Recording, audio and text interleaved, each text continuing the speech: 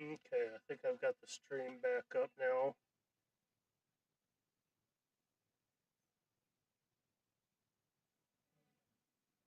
All right. Well, you said you had gotten a couple questions in. Did we wanna go to those? Yeah, we can hit those real quick.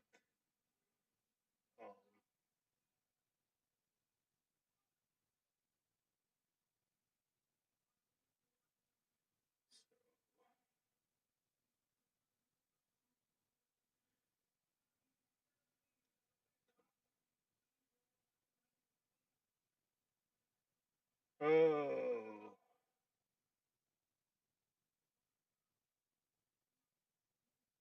I know Jared was asking about some um, upgrades or that would have be coming out with the Spire Network.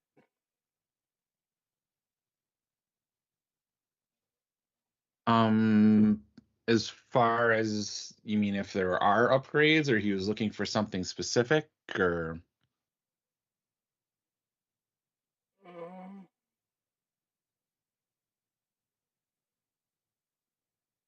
One second.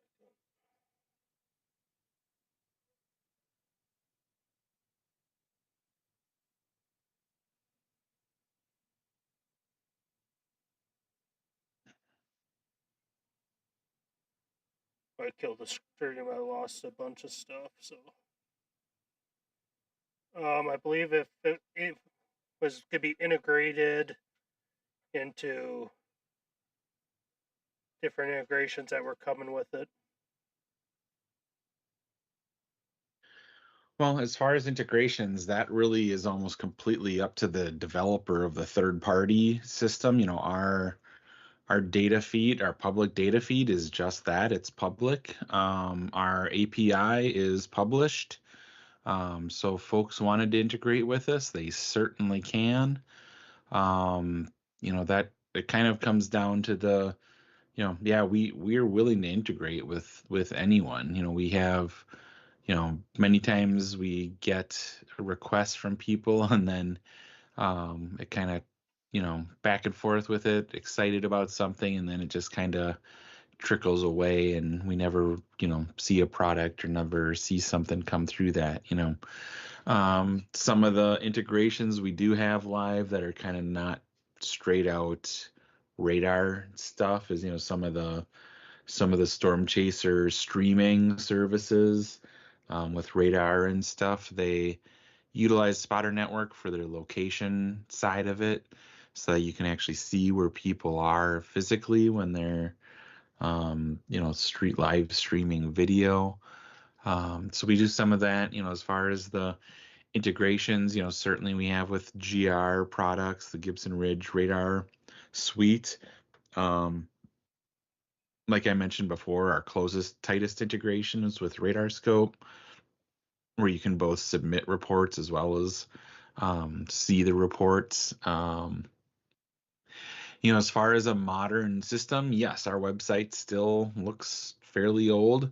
We're, like I said right up front, we're a 100% volunteer organization. So if somebody is interested in seeing a new layout to the website, fantastic. We'd love to sign you as a volunteer and come help us build a new website. It's one of those pieces of just because the website doesn't look new and modern doesn't mean that it doesn't work.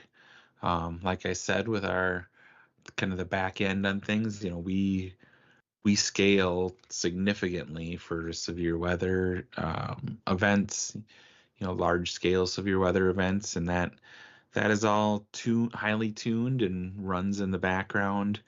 So if there's another desired um,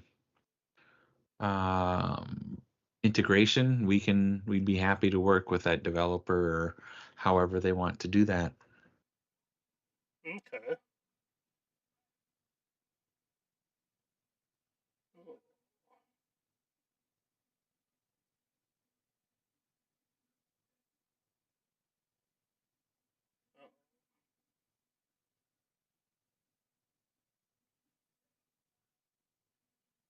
Yeah, I can. let you keep going. Once I get everything back up, I'll read off some more questions. Okay. So I think what I might actually do then is hop over here to GR2 analyst is what I'm running here. And what people know about Spotter Network is the dots. So you see all the people's dots and you can highlight over them and see information. I'm going to try to avoid highlighting folks because I actually run the internal place file here with additional contact information. So I don't want to, air that, I guess, for any of these folks. But you can see, certainly I've got many place files running here. I run the, the Allison House meters, so you can see, you can actually see what's happening here at the ground. For this, for example, here we're seeing this kind of little bit of weather moving in. We can see, all right, is it actually snowing right now in Wilmer? And yes, it is. At KBDH, it is light snow, right at freezing, and really your visibility is 0.8 statute miles. So I'm always looking for what your visibility is when you're looking at a snow event to see how much it really is snowing. So that's you get into some of these smaller sensors like this one that I'm kind of highlighting near Atwater here. This is called an RWIS sensor. These are the sensors along the side of the road. So they certainly have a very different mission than the sensors that are located at airports. The RWIS sensors don't tend to have as many sensors, so they don't have the visibility. They don't have some, cloud ceilings or stuff like that. But oftentimes, what they do have is other sensors that, such as what you see here, the road temperature. So, what's the actual surface of the road? 31 degrees. Well, that's an important piece of information when you're talking about like what we've talked about in the last week or so here with rain and freezing rain and trying to think, all right, is this rain gonna just turn into a complete ice slick like we saw in the beginning of the week, or are the road surface temperatures warm enough to deal with it? So that's kind of the big one. Here with Allison House, you also have some, when you really start to zoom in, you'll also get other weather stations that can show up. And let's see.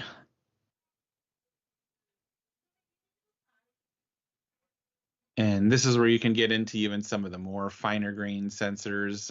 We've got some of these RWIS ones. You go into super close here, and I'm not sure why it's not displaying right now, but you can go all the way in and see some of the sensors. Like Hennepin County maintains a sensor suite, what they call it, the Hennepin West Mesonet. So if you want to go see a bunch of, if you happen to be in the Twin Cities area, they've got an amazing network of sensors across the Twin Cities here that works really well for incoming severe weather based at the county level, which is, like I said, a huge, huge resource for stuff coming into the metro. Zooming back out, the big thing is, with Spotter Network, again, having the dots, I guess, is what we're known for. You get a little bit more information here in Gibson Ridge. I'll zoom in a little bit. So the dots, you see kind of the green ones, that means that we've received information within the last 10 minutes from them. If the dot turns yellow, like this dot has, that means we haven't received any information from them in the last 10 minutes. So, that may mean they were driving and they got home and now they shut off whatever they were using to report their location, or, maybe they closed radar scope now. Also, there was someone actually moving here a little bit ago. Now you could see that yellow dot that was here actually has disappeared, and then this one just turned yellow. Our data feed updates every 2 minutes. So you'll see new data every 2 minutes coming in. We're also sending data on average every 2 minutes. We've actually worked with RadarScope. If you're using a RadarScope to report, it actually uses especially on iPhone, just because iPhone has very well built frameworks to use called Core Location Services. Core Location actually will monitor and see, are you moving or not? So it will actually start sending updates of your location more often if you're moving and less often if you're not moving, which is awesome. New feature that was added to RadarScope this last, I guess, 2 years ago. We made some tweaks to it last year, is so that RadarScope automatically stops reporting your location after a certain period of time. I think by default it's 1 hour. You can set it all the way up to, I believe it's either 8 or 12 hours. But it'll then stop reporting your location after that. And that is all about a privacy consideration. We're getting a lot of feedback that folks forget to turn it back on. Honestly, from a Spotter Network standpoint, I really wish people would turn off their dots if they're not actively chasing. Just the fact of reporting your location up to Spotter Network takes some server resource. So not much, but you think about it when you are doing it is nothing. But when you think about, you know, 10,000 people are updating a location every, say minute on the average, if they're moving, that ends up being a lot of data. Ends up being a lot of just things to keep track of. So yeah, we always ask you to turn it off if you're not actively pursuing weather. But as you can see here, some folks just kind of leave it on and reporting. Um, I think that's probably the main thing that I would show there. Um, the next thing I could also, those of you who know RadarScope or know what that looks like, we can hop over to RadarScope and talk about that real quick. This is the Windows version of RadarScope. It's the most features of RadarScope are in their iOS. It's originally an iOS app. If you're a Mac person, you may remember the old application called WeatherScope. It was written for emergency management in the state of Oklahoma. And the folks who wrote that then went private, and formed a company and started developing RadarScope. So that was kind of how RadarScope came to be. And it's built, Mac first, iOS first. They also have Android apps, which the Android version is updated quite often, and they also have a Windows version as well. The Windows version is probably the least feature complete of all of them right now, although still most of the main features that you look at with RadarScope are there. See, this is the red dots. So everybody thinks about the red dots. This is, what you think about. And so, you see, looks like something going on down here in Louisiana tonight. So let's go take a look. And yep, there's some storms headed that way. We zoom back in, and yep, there's a couple chasers down in that area. So that's the kind of the look there real quick in RadarScope on Windows. So John, was the link to that, um, or is that in the store or the Play Store? Or yeah, so RadarScope for Apple is in the App Store. Radar Scope on Windows is in the Windows software store. So you have to buy it through the Microsoft software store, the Windows software store. Okay.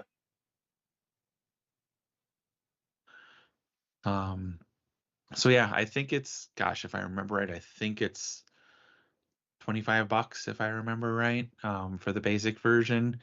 And then just like Radar Scope for, iPad or for iOS, you can up the tiers as you go as well. So I just have the basic here, as I don't use Radar Scope a ton on Windows. I primarily use Radar Scope actually on my iPhone and my iPad. So which I work quite closely with them. I'm always always running a beta version, which they're working on some exciting stuff coming here for this next spring also. So yeah, I think those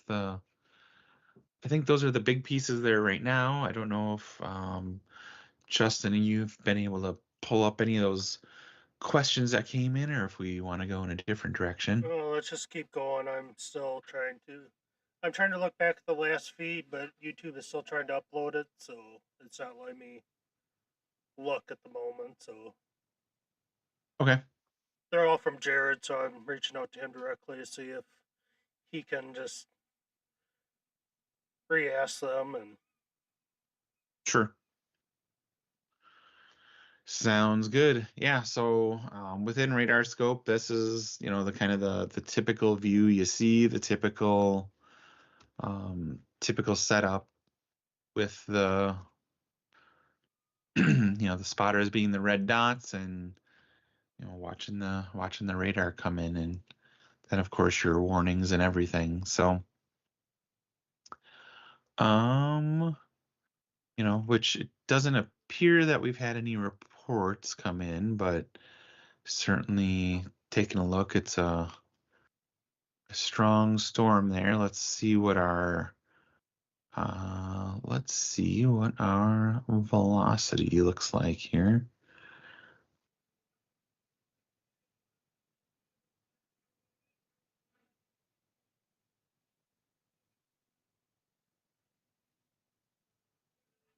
Oh yeah, you can see a nice tight couplet form there just in those last couple frames.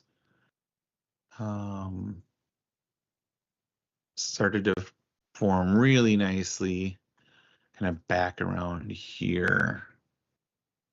See a good gate to gate. Now it looks like it's starting to become a little bit more broad of a rotation, but we've got a couple chasers right here near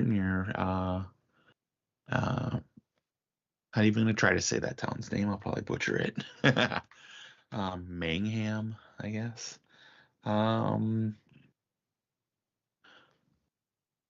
Let's see. Otherwise, with this being the Windows version, it doesn't do the reporting because usually people aren't doing location services kind of on the Windows side. We don't see a ton of that there. More people who are doing reporting on Windows are usually using our Windows client, and like GPS Gate or something like that with those GPS services. So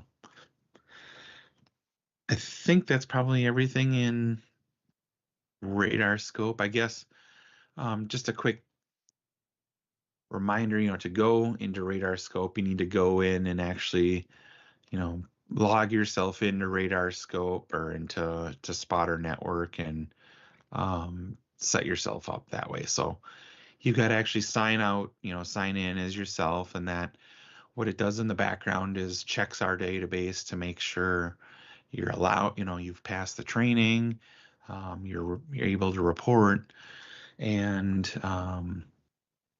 have done those pieces. So that's, really there's just the quick and dirty there. There's honestly not a lot to show or talk about specifically just in Radar Scope, as that's the point of it, is to be a pretty simple and straightforward weather app, weather radar app. So Um, Probably that's probably the main thing there. Um,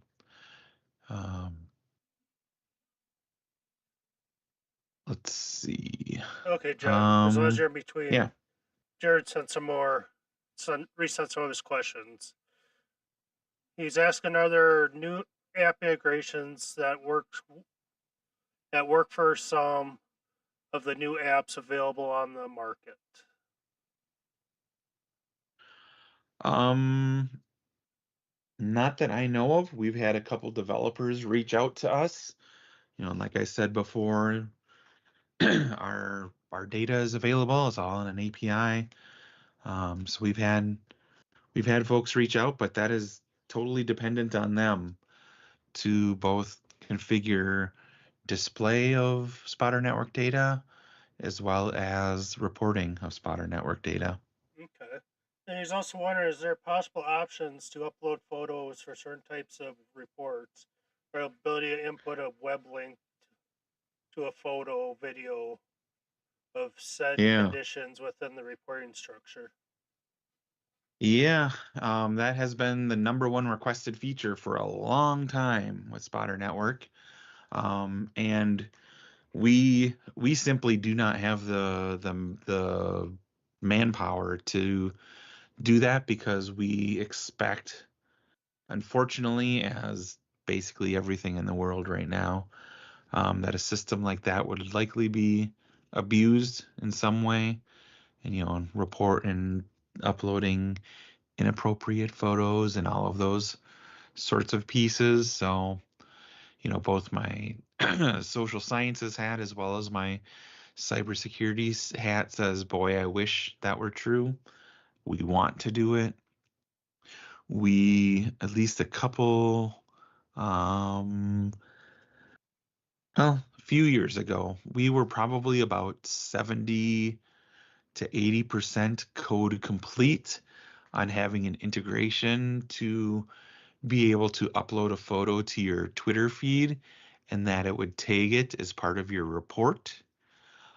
As we know, when Twitter transitioned to X, they now charge huge amounts of money to be able to use the API, which is what's required to make something like that work.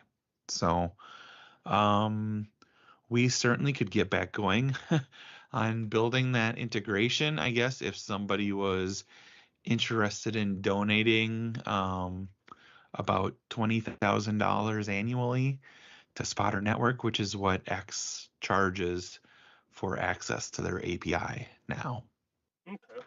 So, yeah, we had every intention of providing that because we know people want it and we know pictures are powerful reporting tools, and we're looking at other ways to do that. The Unfortunately, it's kind of become politically charged to some degree. That is why our feed still is fully available on Blue Sky, on the Blue Sky social media platform, is because their API is open, so we can send our reports there. That's why we can no longer send our live reports to Twitter. So if you go to Spotter Network on X, you'll see, I think, our last report, our last post there was to come see us on Blue Sky because they have an open API that allows us to send reports to them. Okay. Yeah, he literally just said, I'd love to see the integration for Blue Sky. And he was wondering, even for web links for external sources such as YouTube, Google Drive. Yeah, I don't imagine that you'll ever see that to other parties. I think there'll have to be an API integration there, because we don't really have the ability to watch all of those happen in real time. And unfortunately, we just see the possibility of abuse of those links is just too high, unfortunately. Right, nowadays. Yep, that's why we can't have any fun anymore. Right.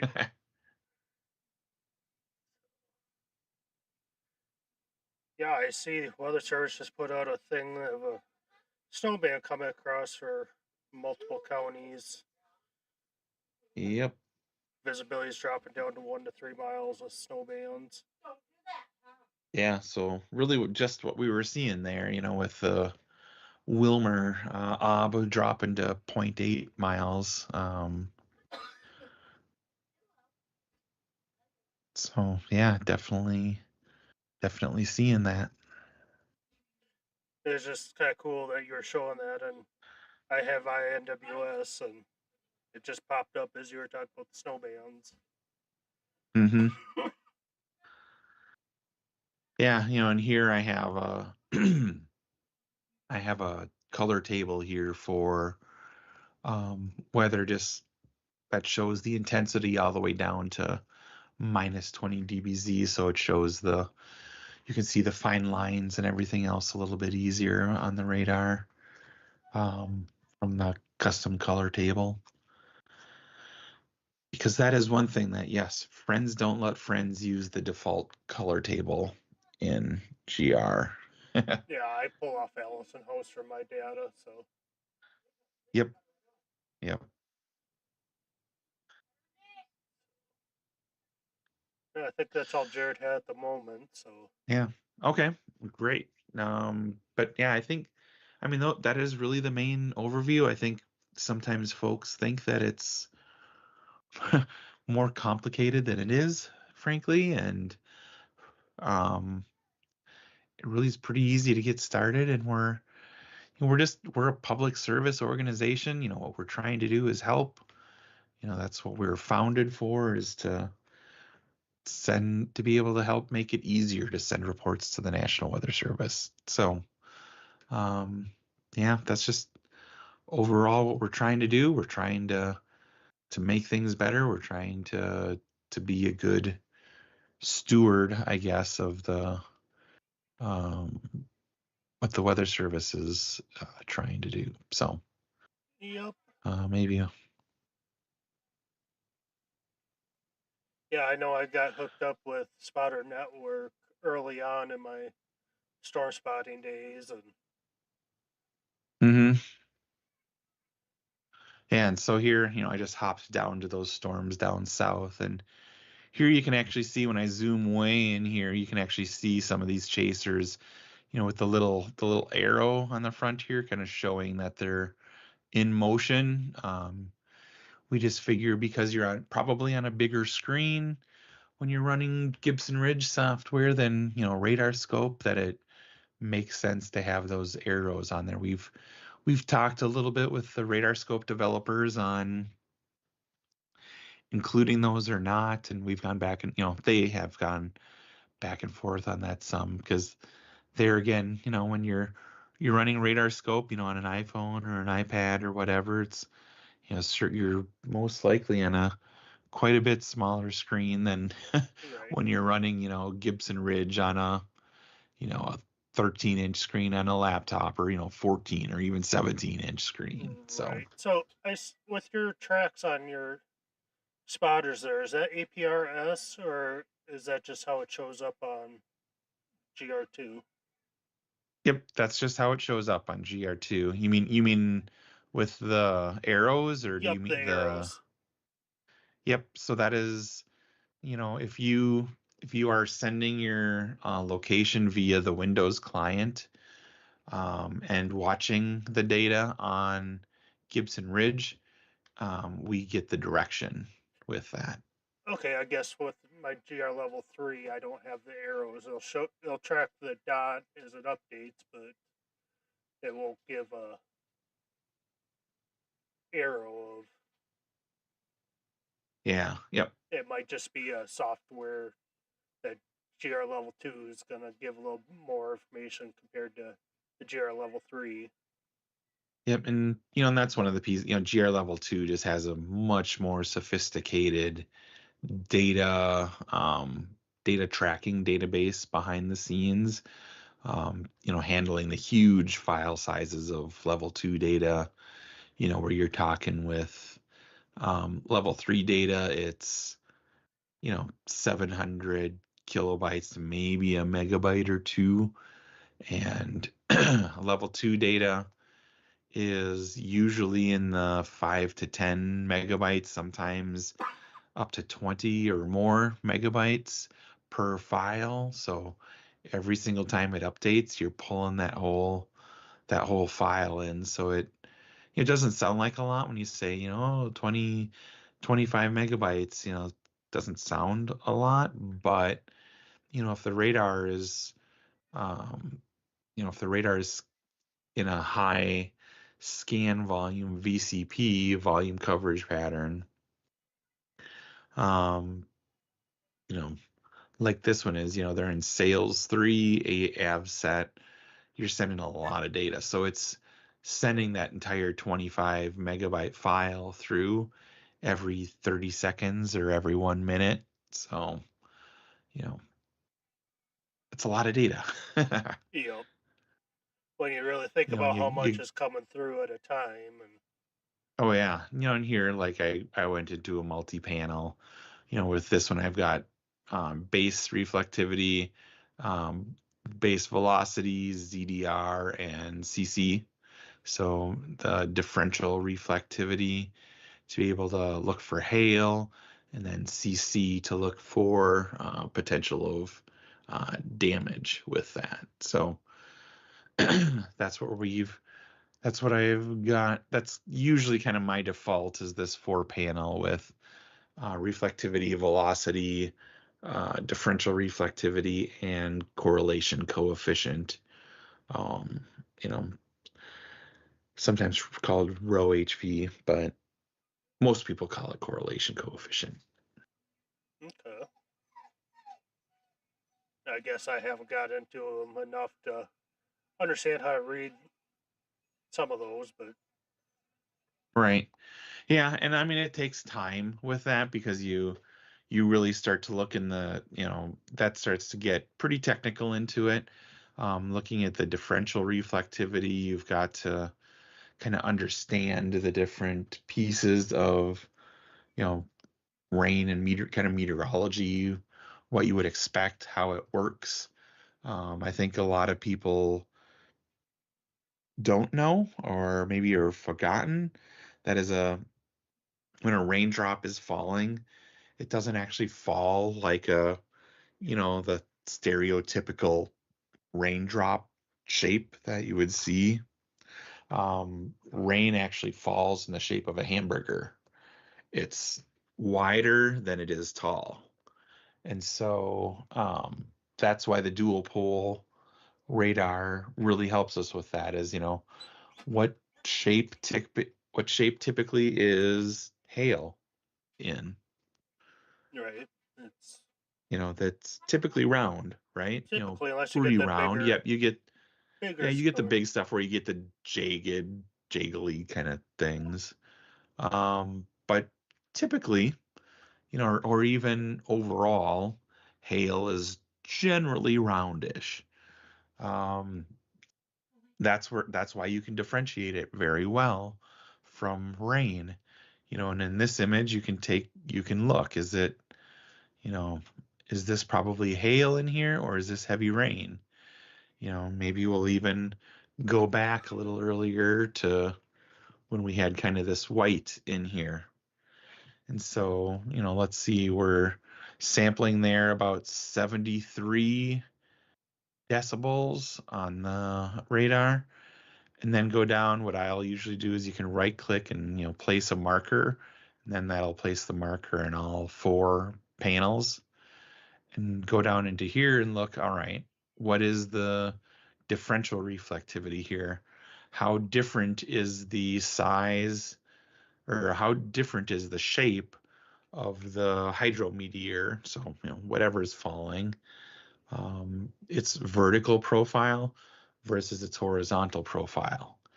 And so here there's a very low differential. It's a 1.41 dB differential. So that's probably hail falling in there because it's a very low differential. You go up into this area up here when you get into the positive, 2, 3, 4 decibels, that's rain. falling.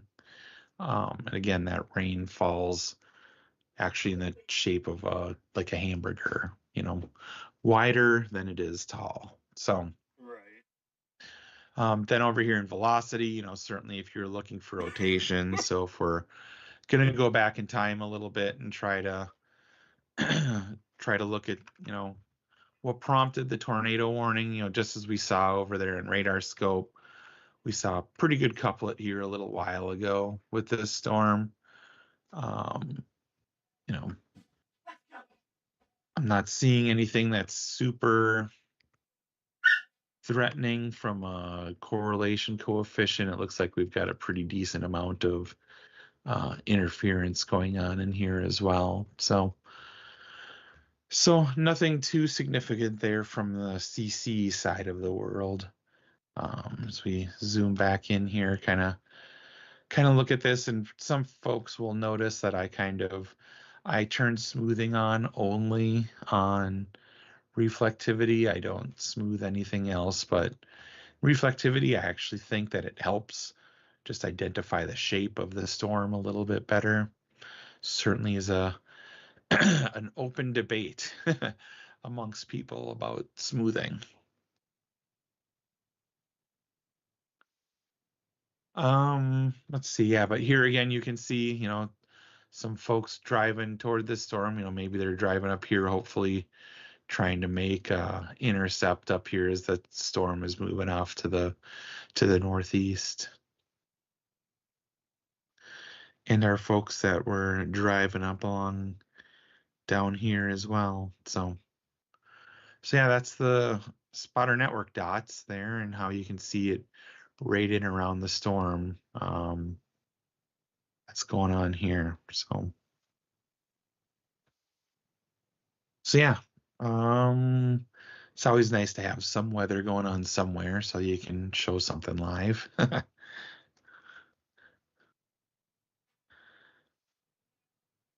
But really, I think that's kind of the main pieces. That's how Spotter Network works. That's what you see in your radar display. Um, that's how we kind of work as an organization. We're always looking for volunteers, and really looking for folks, especially with some knowledge around programming. We're also looking for folks with, long time experience. A couple folks will probably be advertising here a little bit later on this winter, looking for a couple more people to join our advisory committee of the people that actually, do reviews of reports and do all of that grading as well. Okay. Yeah, Smart Network's definitely a good program. I actually learned some stuff tonight too on it. And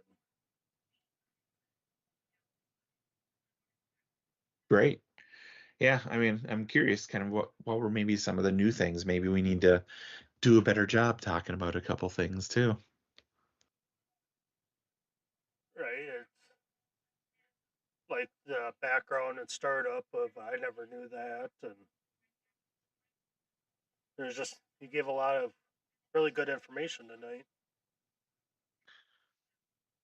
Yeah, great. Thank you. Appreciate it. Whatever, we're really, you know, we're just trying to help. That's kind of the thing. I think sometimes folks get caught up in every once in a while you get a little bit of social media drama around someone who disagrees with how their report was graded by the review committee, and always happy to have a conversation with someone around what that looks like, what they agree or disagree with. But um, overall, it's a group of people that are trying to do the right thing and trying to um, you know help help with the protection of life and property. The National Weather Service mission. Yep, that's definitely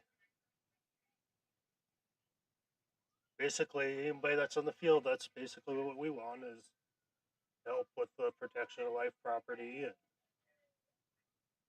it's just nice to have a program that's like Spotter Network out there, and it's pretty easy to get onto. I've heard a couple people talk about they weren't happy with the training module you gotta do to get on, but it's like if you already take a Skywarn, it's pretty easy. So Yeah, yep, that's the and some of that is we don't want, people just creating accounts and throwing garbage out there either. And so, like yeah, the online training is not hard, it's a but we want people to invest that time and make sure they're doing it safely, make sure they know what they're reporting and what they're talking about. Even in Skywarn Nets, sometimes you get just some of that bad information. No one's purposefully doing that, but it's like everything. Just you've got to get some experience, and we all continue to learn. yep, every year I'm out there, you learn something new. Every time you take a Skywarn class, it's something new, and everything just keeps changing. And once you think you have it Mhm. figured out, something else happens. Exactly. Yep. Yeah, and I know, we're just getting ready for Skywarn season here, and training for that for anybody who might be listening that hasn't done the training already, or maybe it's been a year, maybe it's been 2 years. you know, Overall, we always recommend you go to training every other year or so. Um, there will be new videos and new images and stuff in the slide set this year. Um, you know, it's nice to see new stuff. I'm probably one of the few that see it as more of a nice, not necessary, because storms still look like storms. Wall cloud still looks like a wall cloud, no matter how new or old the images. But sometimes folks kind of just think about it with a little bit more regard, with keeping things up to date and updating those pictures. So I know that that'll all be new for this summer. And Skywarn classes usually start, in March. March and really get going in April and early May around here. So yeah, I know I teach some Skywarn classes, so if folks are interested in going to a class, if you want to see me actually teach one, hopefully my voice will be better than it is tonight.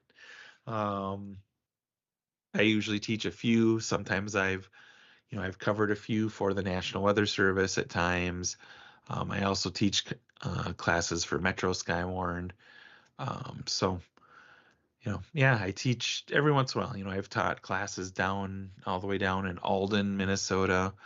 Kind of the wild piece. I taught the Skywarn class in Alden, Minnesota in 2011. So the year after the Conquer to Mansfield EF4 tornado went through on June 17, 2010, just missed the town by a couple miles, passed just to the east of town, just to the west of Mansfield, just to the north of Conger.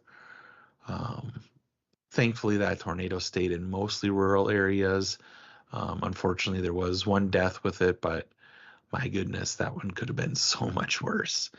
Um, I was fortunate to have the experience of being involved in the damage survey with that tornado and kind of the family of tornadoes down in that area, um, helping to rate the tornado. But yeah, all that comes from reports, and back in that day, Spotter Network was a fairly new service, so that having geolocated reports for the tornadoes, a report of the tornado, it continues to our north, crossed the road at this point. That's a huge, that information is gold.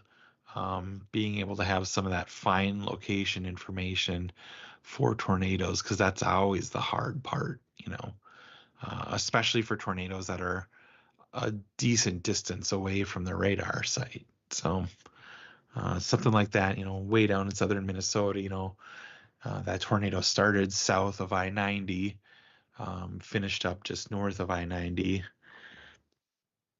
That's a hike from the radar site for sure. Oh yeah.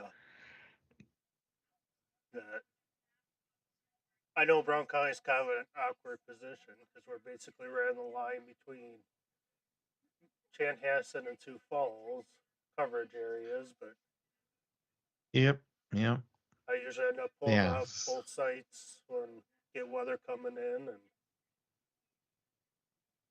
Yeah, and you're kind of, at least the southwest corner of Brown County is kind of equidistant from the two radar sites there too. Um, so usually it's a little bit nicer to get. I always like to try to choose a radar if it's kind of a 50-50 on distance, choosing the radar that is in the quote unquote clear air in front of the storm. Because sometimes you can get some nasty radar artifacts when you're trying to shoot through the back of a storm. When you're really interested down in that, that hook echo and, that usual, front area, forward flank of the storm. you know,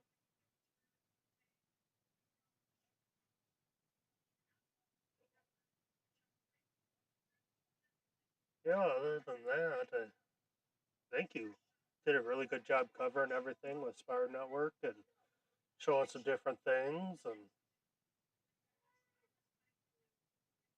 Yeah, absolutely. Happy, like I said, happy to help. We're always, Spotter Network is always looking for folks who want to help. So, um, seeing what that looks like and, you know, how we can continue to keep making that better. So, kind of one of the fun things I always like about MP, with GR level 2 is you can actually load in, archive events as well. So I've loaded in an archive event here um, that folks might recognize.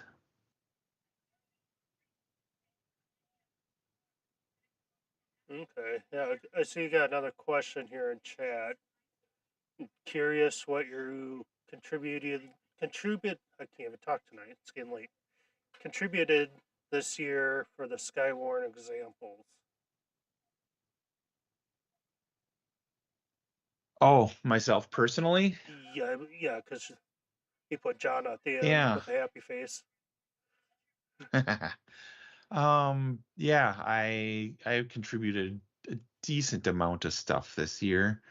I think we'll see what all actually gets used in it because I know they also get quite a few contributions, but I did some interesting Minnesota stuff. I also did some of the South Dakota tornadoes recently. What I usually like to try to also submit is some of the good um, fake, quote unquote, the lookalikes Lookalikes. for that. So, so what I pulled up here is the June 11th, or excuse me, June 17, 2010 event. So with that EF4 tornado, and here you can see, as the reports came You're not in sharing through it. right now. Oh, I should probably do that, shouldn't I? Let's see here.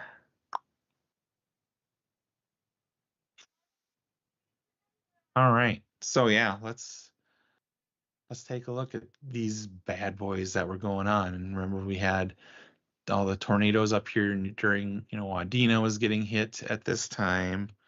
Um, and here you could go back and see the reflectivity, the velocity, which was intense. I mean, certainly an intense storm. This was in the days before we had dual pole, so you really only had the two.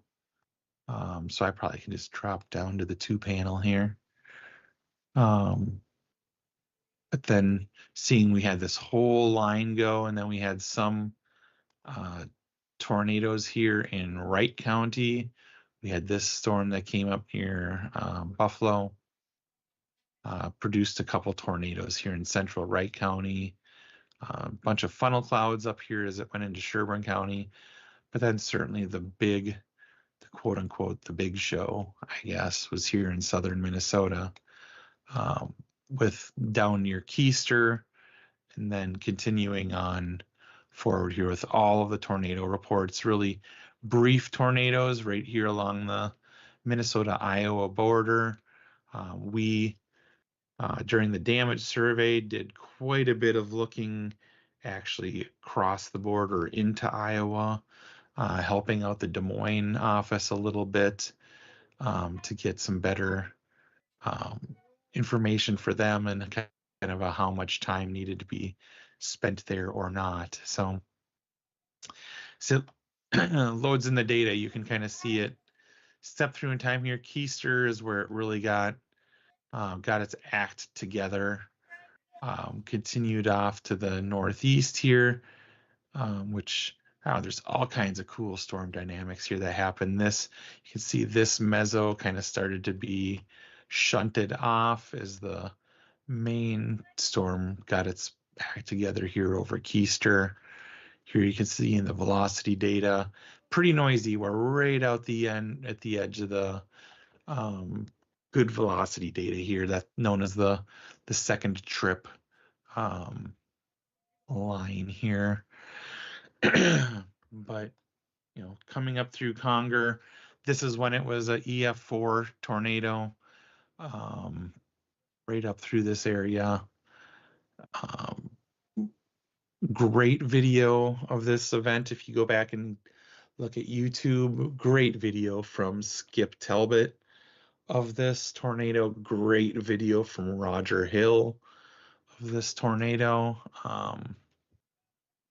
Lots of folks had good video, and we're kind of watching it the whole way on through here. So really helping to make that, this was, I would say, almost easy from a report standpoint.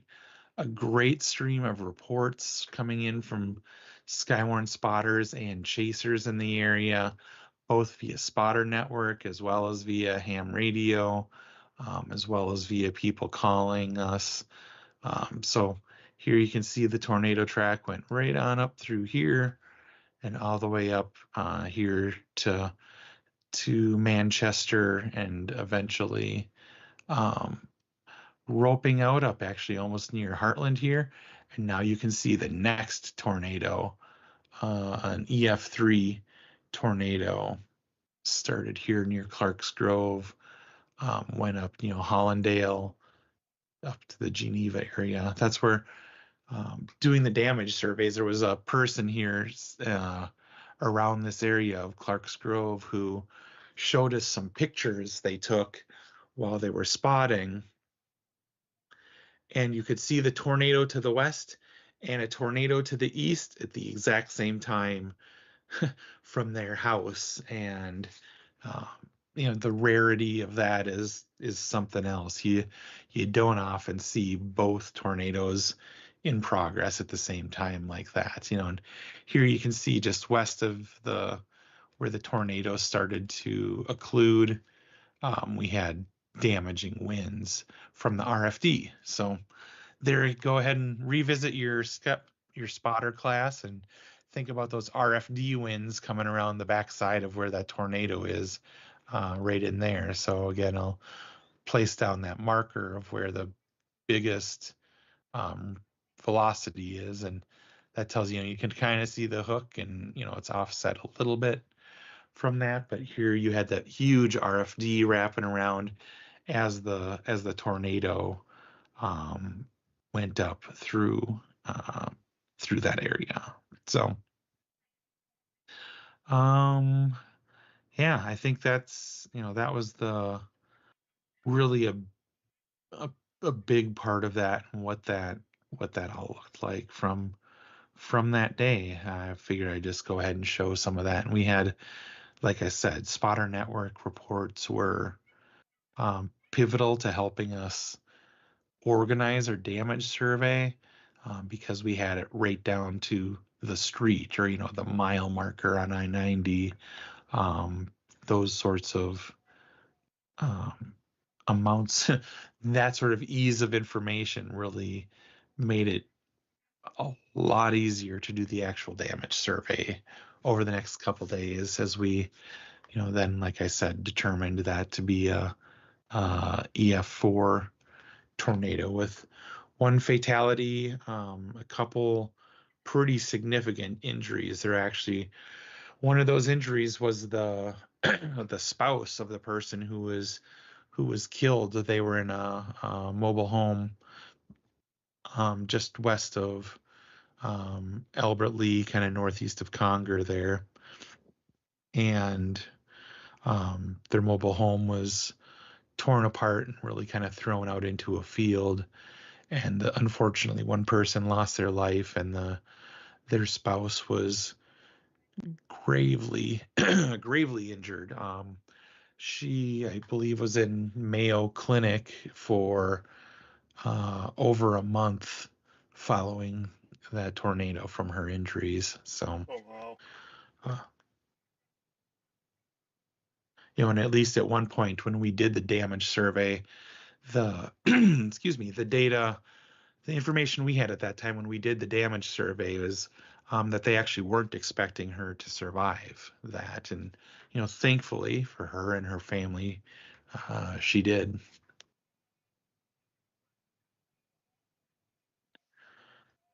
This is one of the things that I think people forget. If you weren't involved in weather and chasing and anything back in 2010, that is the Minnesota watershed, um, watershed event.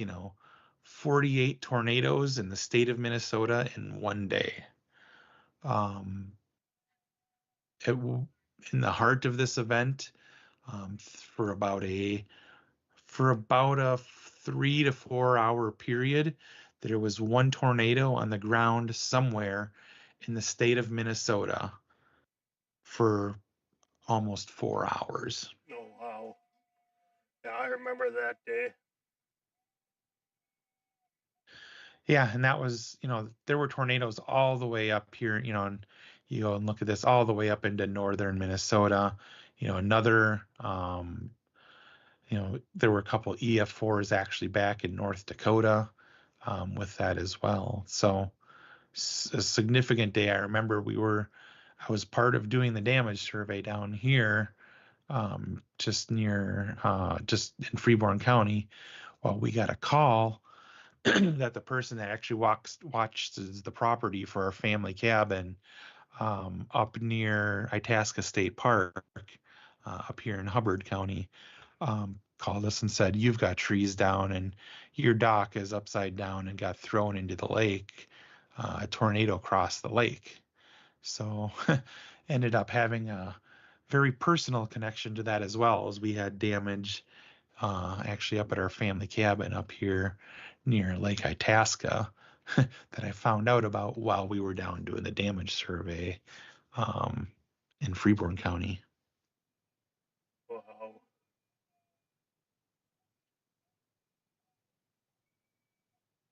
That's just So I think that covers it. I'm if there's no other questions, I think that probably is a kind of an end-to-end walkthrough, and why we do it, how you can do it, how you can be a member of Spotter Network, and kind of ultimately how that data helps.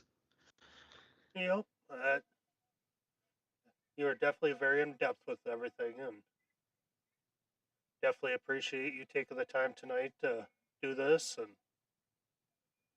I'm hoping people learn a thing or two too. And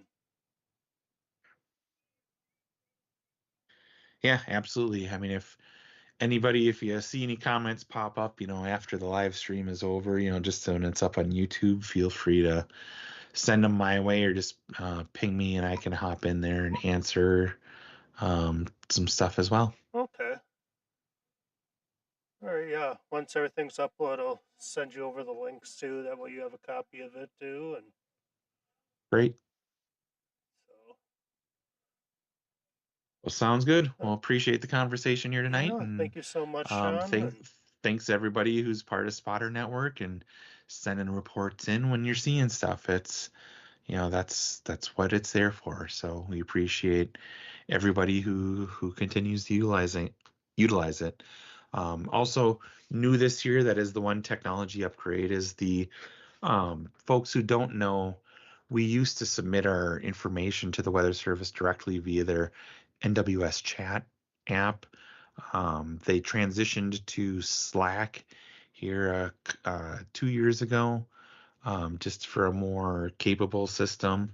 And we hadn't gotten there yet on being able to get the integration in, and that integration is currently in beta with them. We're watching the data. So far, things look good. We're anticipating for that to be generally available for people who are, vetted by the Weather Service and are in NWS chat to see that information. And that's how the Weather Service will see that information in real time. okay.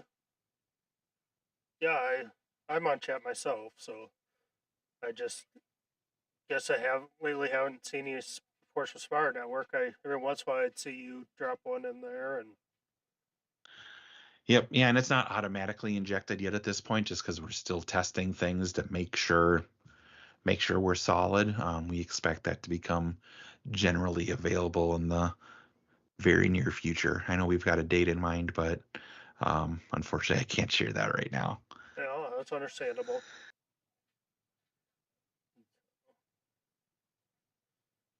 All right, John. Well, once again, thank you so much. Sorry about my technical issues early on, and like I said, once YouTube gets finished uploading everything, I'll get links over to you.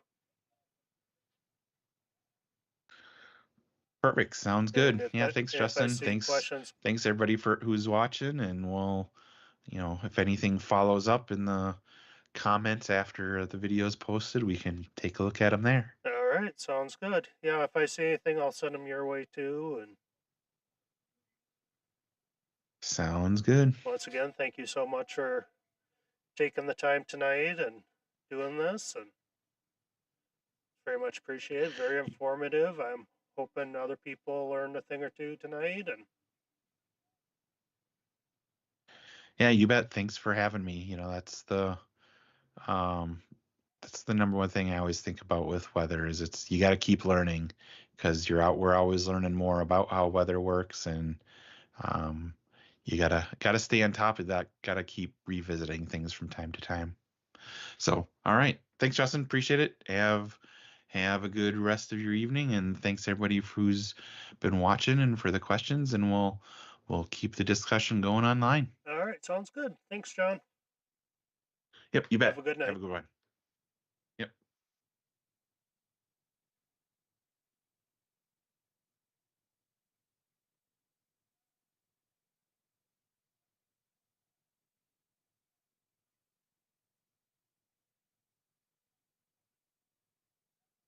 Oh, anybody that's still there, thanks, John, for the interview. Very informative. Thanks to my OBS expert who helped me earlier on tonight before the stream got started. And without him, I'd be so lost. And thanks everybody for watching tonight. I apologize to all you two for my technical mishaps. And tune in again once severe weather kicks off. I'll be running radars and some audio from scanner, some ham radio audio. So stay tuned for that. Thanks, everyone. Have a good night.